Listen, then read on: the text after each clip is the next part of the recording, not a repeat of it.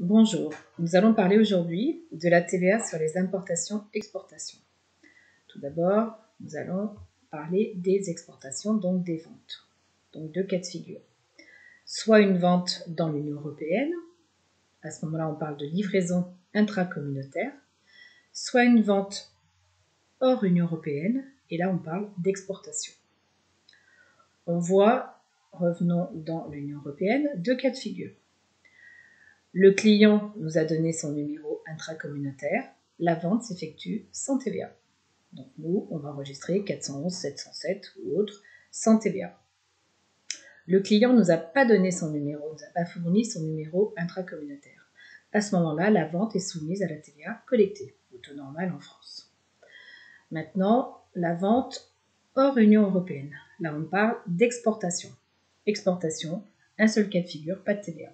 Donc là, on parle 411 707. Maintenant, les achats. Les achats, ce sont des importations.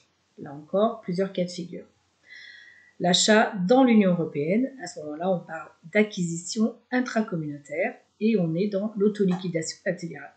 On verra ça un petit peu après, puisque dans l'autre cas de figure, on l'a aussi. Deuxième cas de figure, les achats hors Union européenne, et là, on parle d'importation.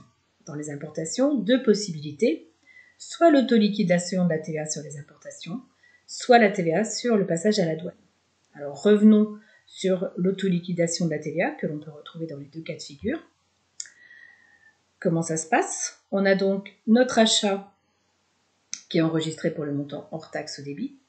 On rajoute la TVA au taux normal en France. Le fournisseur, on va le payer hors taxe. Et enfin, on a un dernier compte, le compte TVA dû intracommunautaire pour faire donc l'autoliquidation de la TVA. Ok. Donc cette autoliquidation, on la retrouve dans les acquisitions intracommunautaires et dans les acquisitions hors Union européenne, les importations, pour une société qui aurait opté sur l'autoliquidation de la TVA sur les importations. Et enfin, dernier cas de figure, TVA lors du passage à la douane.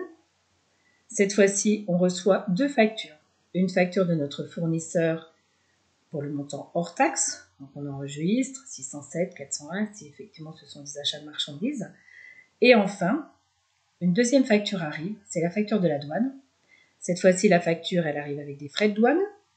Les frais de douane sont imputables dans le même compte que les achats de marchandises. Les frais de transport et enfin la TVA. Cette fois-ci, la TVA est calculée sur le montant des achats plus les frais de douane et enfin les frais de transport. Donc la TVA est calculée à 20% si c'est un taux à 20%. Et enfin donc cette facture qui vient en plus de la facture de l'achat donc est envoyée soit par la douane soit par un transitaire. Voilà, merci, bonne journée.